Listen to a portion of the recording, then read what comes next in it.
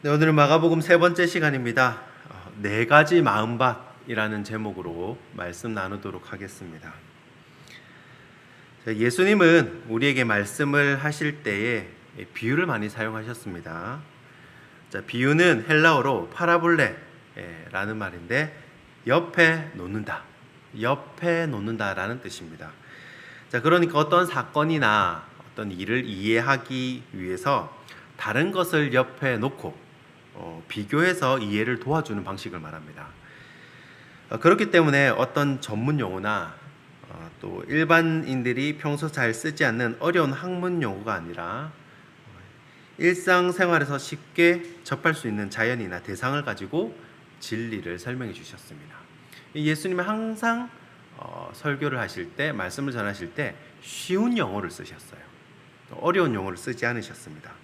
그래서 그 당시에 이스라엘의 풍습이나 관습, 문화적 배경을 알면 예수님이 말씀하시는 비유를 좀 더 잘 이해할 수가 있습니다. 신약에는요, 한 32개 정도의 비유가 기록되어 있습니다. 예수님이 사용하셨던 비유의 종류가 몇 가지 있는데, 첫 번째는 이 실생활에서 끄집어낸 이 실화체 비유입니다. 오늘 본문과 같은 씨 뿌리는 비유라든지 잃어버린 양 비유, 또 누룩 비유가 여기에 속합니다. 두 번째는 한 사람의 경험으로 이루어진 이야기체 비유입니다. 한 농부 비유나 한 청지기 비유, 한 과부 비유가 여기에 속합니다. 세 번째는 어떤 특정한 사례, 모범적인 사례를 들어서 설명하는 예화체 비유가 있습니다. 선한 사마리아인의 비유라든지 어리석인 부자의 비유가 여기에 속합니다. 오늘 예수님이 말씀하시는 씨 뿌리는 비유는요, 1세기 중동 팔레스타인의 농경사회를 배경으로 하고 있습니다. 그때 씨 뿌리는 방법은 오늘날과 같이 이렇게 발달되지 않았습니다. 그냥 씨앗을 한 움큼 쥐고 뿌려버리는 겁니다. 뿌려버리는 거예요. 그러면 그 씨앗이 밭에 제대로 떨어지는 곳도 있지만 길가나 돌짝밭이나 다양한 곳에 씨앗이 떨어지게 됩니다. 예수님은 그것을 가지고 말씀을 받아들이는 사람들의 마음을 비유로 든 것입니다.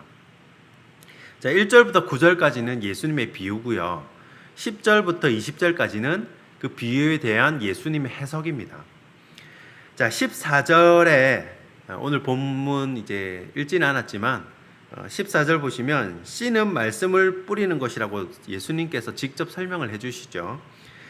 그러면 문제는 우리도 이 말씀을 듣고 열매를 맺고 또 하나님을 만나고 이 생의 축복도 누리고 싶다는 말이죠.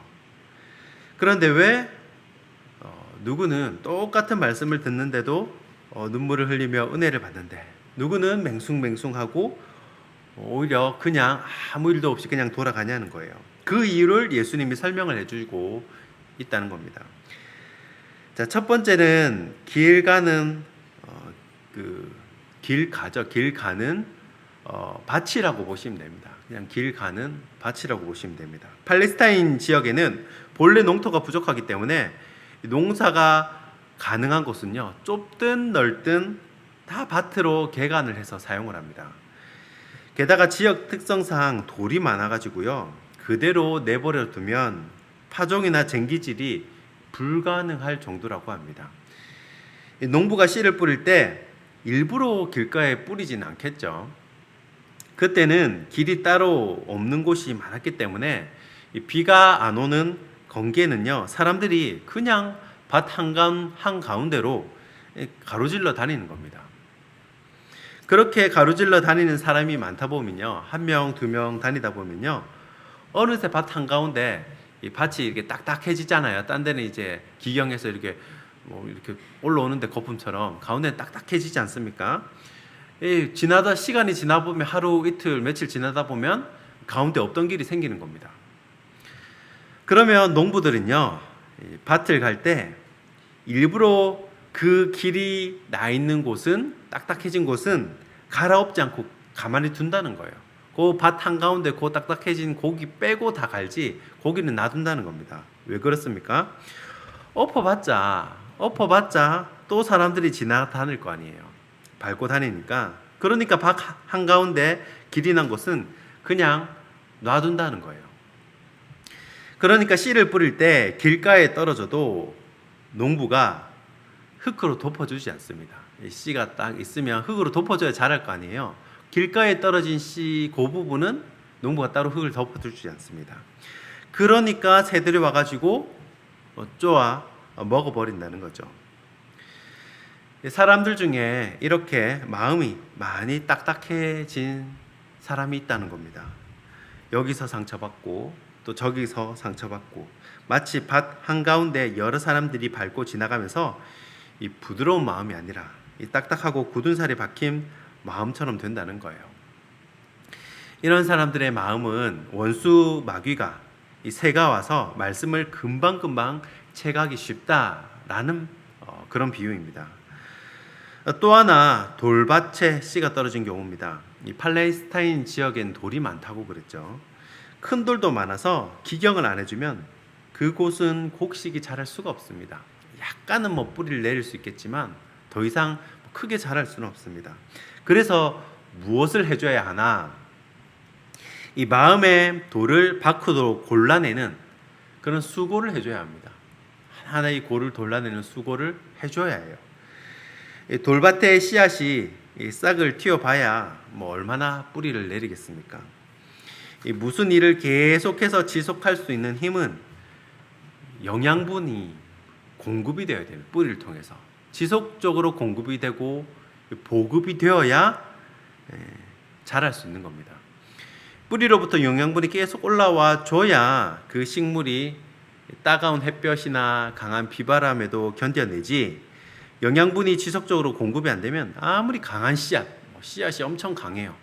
아무리 그렇다 하더라도 얼마 버티지 못한다는 것입니다. 저와 신학교 3년 동안 방을 같이 썼던 친한 동기 목사님이 한 달 전에 목사직을 내려놓고 지금은 일반 회사의 관리직으로 들어가서 일을 하고 있습니다. 그 동기 목사님 얘기를 쭉 들어보니까요, 너무너무 인생에 윤기가 없이 바짝 말라있다는 느낌을 받았습니다. 1차적으로 물질적으로도 충분한 공부를 받지 못했고, 또 뿐만 아니라 정서적인 공급이 완전히 끊긴 상태였어요. 주위에 사모님뿐만 아니라 본인 역시 정서적인 공급이 완전히 끊긴 상태였습니다. 여러 일에 쫓기다 보니까요, 영적으로도 공급을 받지 못했습니다. 공급이 끊기게 되니까 이 돌밭에 심긴 뿌리 없는 식물처럼 견뎌내질 못하고 이 자신과 아내와 이 자녀들을 보호하겠다고 교회를 뛰쳐나온 것입니다. 여러분 상태를 한번 점검해 보시길 바랍니다. 스스로. 자, 5점이 최고점이라고 치고 1점부터 5점까지 한번 점수를 한번 매겨 보십시오. 첫 번째, 나의 정서적인 공급은 어느 정도인가? 두 번째, 나의 영적인 공급은 어느 정도인가? 세 번째, 나의 이 경제적인 공급은 어느 정도인가? 네 번째, 나의 지적인 공급은 어느 정도인가? 최소 10점은 넘어야 될 것 같아요. 10점은. 공급이 돼야 롱런을 할 수 있습니다. 공급이 돼야 오래 같은 일을 반복하고 유지할 수가 있습니다. 만약에 이것들 중에 뭐가 하나 원활하지 않다면 이 공급 파이프를 만들어야 됩니다. 공급 파이프. 자, 하나님과 나와의 영적인 공급 파이프를 만들고, 또 나 친구와 가족과의 이 정서적인 이 공급 파이프를 만들고, 또 기본적인 생활을 할 수 있는 경제적인 공급 파이프를 만들기 위해 우리는 기꺼이 이 돌을 밖으로 골라내는 수고를 아끼지 말아야 한다는 것입니다. 자, 세 번째는 가시떨기에 씨앗이 떨어집니다. 예수님은 19절에 친절하게 설명을 해줍니다. 씨앗이 싹을 틔우고 신나게 자랍니다. 자, 그런데 이 씨앗은 가시떨기에 눌려가지고 더 이상 자라지를 못합니다. 자, 무엇에 눌린 겁니까? 19절 말씀 보니까 세상의 염려입니다. 또 재물의 유혹입니다. 그리고 여러 기타 욕심들이 이 말씀을 눌러서 더 이상 자라지 못하게 하는 거예요. 처음에 딱 받았을 때 너무 기쁘고, 그래, 이렇게 살아야지, 이거지 하고 믿음이 자라나려고 하고 보니까 이게 세상의 염려가 너무 많은 것입니다. 이 기독교 변증가 C.S. 루이스의 스크루테이프의 편지라는 책이 있습니다. 오래된 고전인데요. 이 삼촌 악마가 조카 악마에게 편지문 형식으로 된 아주 기발한 시각의 책입니다. 그러니까 악마가 악마한테 쓰는 편지예요. 삼촌 악마가 조카 악마한테 악한 일을 일으켰다. 이 악한 짓은 이렇게 하는 거야. 가르쳐주면서 쓴 편지라는 겁니다. 여기에 사탄의 전략이 아주 선명하게 나타납니다. 그 중에 이런 얘기가 있습니다.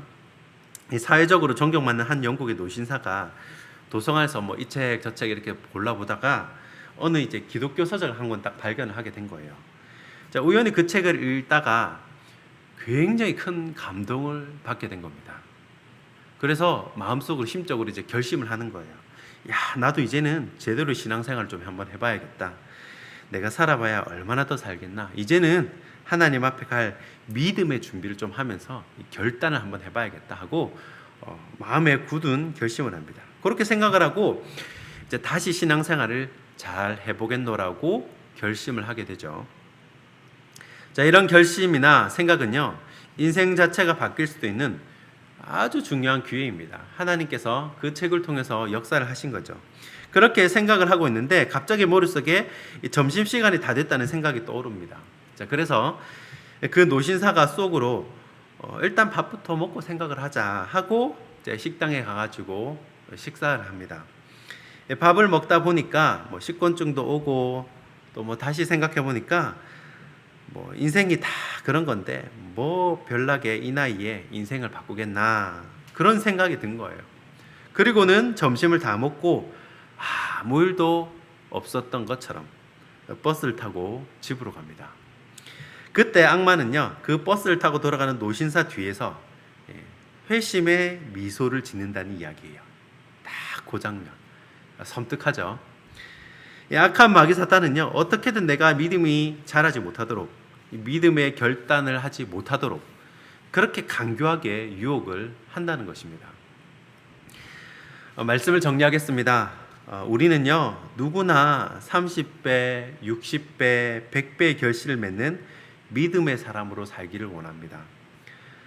어떻게 하면 내 마음이 좋은 땅이 될까? 고민해봤어요. 어떻게 하면 내 마음이 좋은 땅이 될까? 어떻게 하면 내 마음에 심긴 말씀이 100배의 열매를 거두게 될까? 이왕 신앙생활 하는 거 열매를 거두면서 즐겁게 신앙생활을 하고 싶지, 가시 떨기에 눌리고 돌밭에서 고사하고 그런 인생을 살고 싶은 사람은 아무도 없습니다. 그래서 오늘 새벽에 이런 기도 제목이 있었으면 좋겠습니다. 하나님, 나의 굳은 내 마음을 기경하시고 좋은 땅이 되게 하여 주시옵소서. 옥토밭이 되게 하셔서 100배의 열매를 거두는 기쁨을 누리게 하여 주시옵소서. 이렇게 간구했으면 좋겠습니다. 그래서 새벽에 오신 모든 분들은요, 또 유튜브로 듣는 모든 성도들 역시 말씀이 심겨 30배, 60배, 100배의 결실을 이루는 축복이 넘치기를 주님의 이름으로 축원하고 축복합니다. 기도하겠습니다.